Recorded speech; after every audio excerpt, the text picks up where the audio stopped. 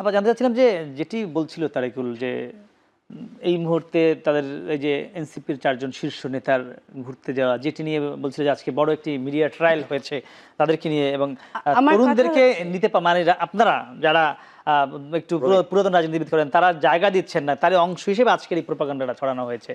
দেখেন, এই প্রোপাগান্ডা ছড়ানোর সুযোগটা কে দিয়েছে?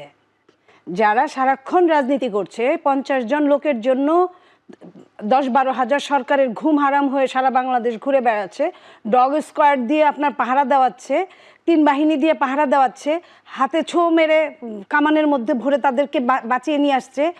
সেই মানুষগুলা আজকের দিনকে যেটা সামনে রেখে সবার প্রত্যেকের একটা আলাদা কিন্তু অনুভূতি কাজ করছে। আপনি কি মনে করেন নাই গত বছর এই দিনে আপনি কি করেছিলেন? আমরা যারা মিছিলে গিয়েছিলাম বা হাঁটছিলাম, এই হাঁটাটা প্রত্যেকটা বাংলাদেশের মানুষ স্মরণ করেছে।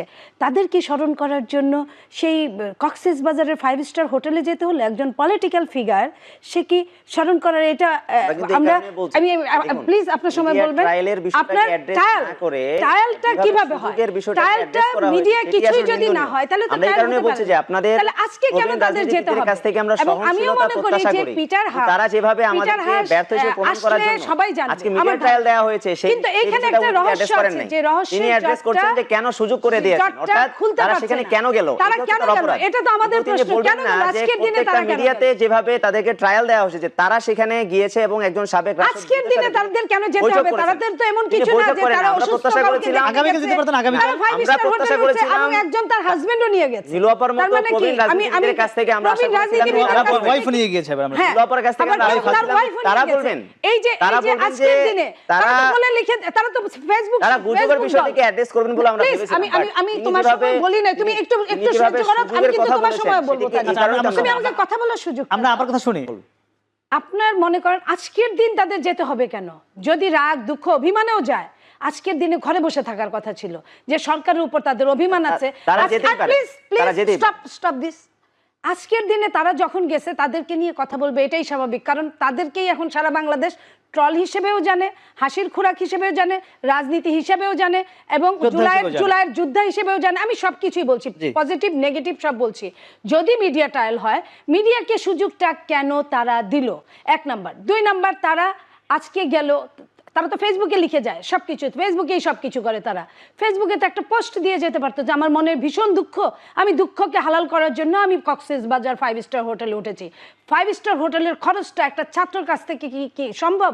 আপনি বলেন, আমি যে এত বয়স হয়েছে, আমার ঢাকা শহরে আমি থাকি, তাও নিজের বাড়িতে, আমি তো যাওয়ার মতো সাহস করতে পারি না। উঠি নাই তা না, 7 স্টার 5 স্টার উঠেছি, উঠি নাই তা না। সরকারি আপনার যাত্রা বলেন, বেসরকারি বলেন, ছাড়াও ওরকম 10 বার চিন্তা করে উঠতে হয়, 10 বার 20 বার চিন্তা করে উঠতে হয়। তাই এই যে কালকের ছেলেগুলা যারা তাদের কোনো ইনকাম, সোর্স অফ ইনকাম নাই, তারা 5 স্টার হোটেল একমাত্র যারা ছাড়া ওইখানে আর কারোর তো থাকার কথা না। এখন ভালো ভালো ভালো, আমার কথা হলো সেটা কথা না। আজকের দিনে এই দিনটা কিন্তু তাদের জন্য আমাদের চেয়ে বেশি মূল্যবান। কারণ তারা কথায় কথায় বলে তারাই যোদ্ধা ছিল একমাত্র, আমরা কেউ ফিল্ডে ছিলাম না, তারাই আমাদেরকে এই পর্যন্ত তারাই এটা করেছে।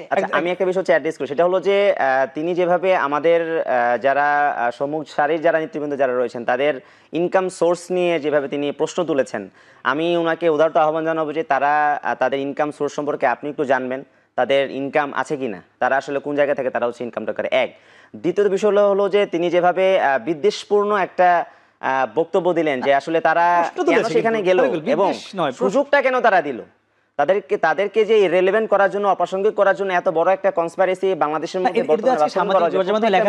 তাদেরকে বলা হয়েছে যে একজন রাষ্ট্রদূতের সাথে তারা মিটিং করেছেন। এটা তো অনেক বড় একটা অভিযোগ এবং সেই অভিযোগটা কিন্তু সত্য নয়, সেই ব্যাপারে কিন্তু তিনি কোনো কিছু বলেননি। আমরা বলবো যে এই কারণে আমরা বলছি যে তরুণদের প্রতি আপনারা সহনশীল হন, আপনারা আমাদের ভুলগুলো দেখিয়ে দিন, আপনারা করেন। আপনারা যেভাবে বলেছেন যে ফেসবুক, দেখুন ফেসবুকে তারা কেন পোস্ট দেয় এই ব্যাপারেও তাদের বিদ্বেষ, তারা কেন ঘোষণা দেয় ফেসবুকে সেই ব্যাপারে এত বিদ্বেষ নিয়ে আসলে তারা কিভাবে রাজনীতি করবেন তরুণদের সাথে, সেটা আমাদের একটি প্রশ্ন।